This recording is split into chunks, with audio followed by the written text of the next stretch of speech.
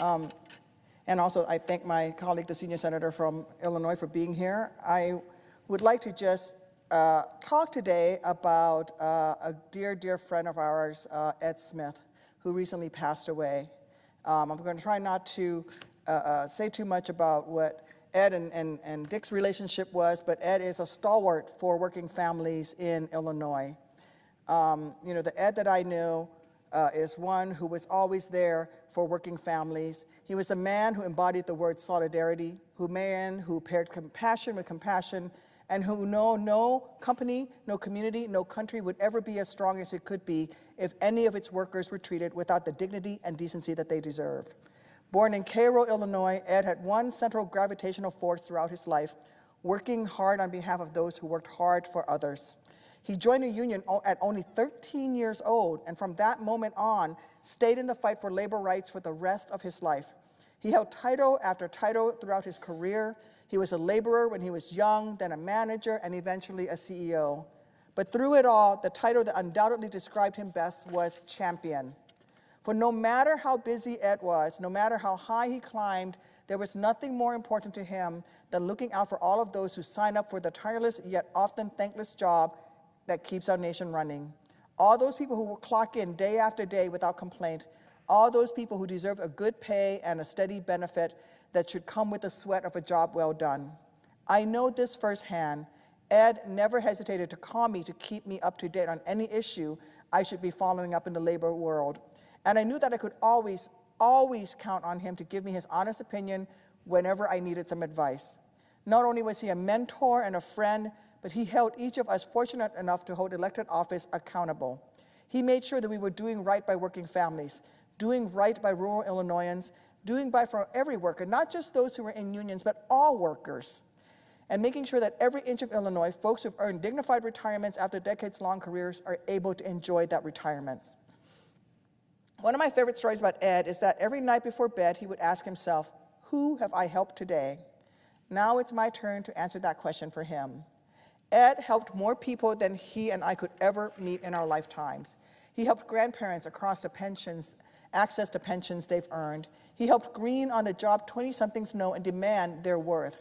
He set up the labor union, the labor movement in Illinois, to be the movement of the future, working towards that carbon neutral future, towards that green economy.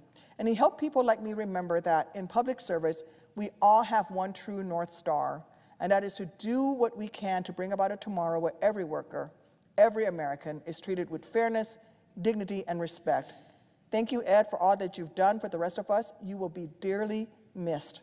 I hope to live my life in a way that ensures that when I get home from work at night, I can give a good answer when I'll follow your lead and ask myself, who have I helped today? And I know Ed will be smiling down on me when I do so.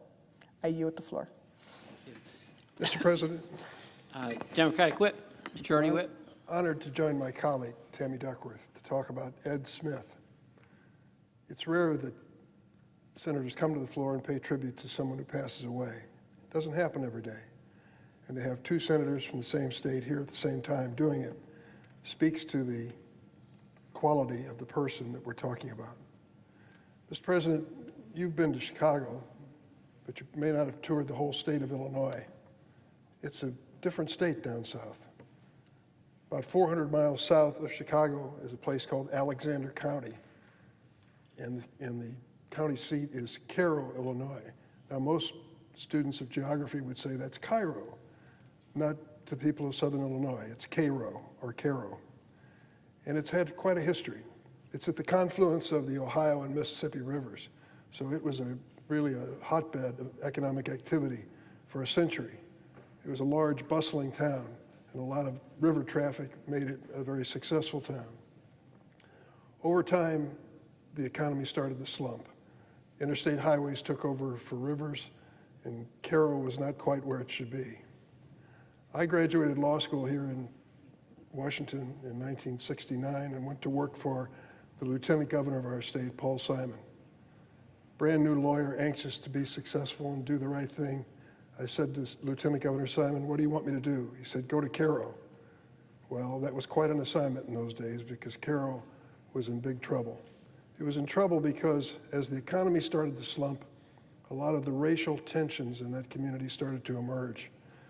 And there were terrible instances of violence and a lot of division in the community. Rallies and parades led to gunshots and arson and evacuation of the white population from that town. Cairo was not another Illinois city. Cairo was the South. It was said by Paul Simon himself that Southern Illinois is a land of grits and gospel music, and it's true.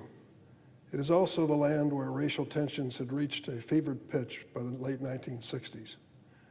The state's attorney for Alexander County was a man named Peyton Burbling. He could have come right out of the cast of To Kill a Mockingbird, a rumpled white suit, and he was head of what was known as the White Hats organization. That was a thin imitation of the Ku Klux Klan. He had his boys, quote unquote, checking out the county every day to make sure that someone who was a stranger, a foreigner, didn't linger in his county. It was a terribly racially divided community. And as I said, it led to violence and economic slump. 15 years later, I was in a situation, well, it was more than 15 years later, I was in a situation where a young state senator from Chicago was coming down to Cairo for the first time. I was bringing him down. And as we traveled in the car, the 380 miles, I told him the story of Cairo and the economic problems and the racial problems it had. As an African American, he said later, he didn't know what to expect when he got to Cairo. Well, our destination was the Laborers International Union headquarters in Cairo, Illinois, and the president, Ed Smith.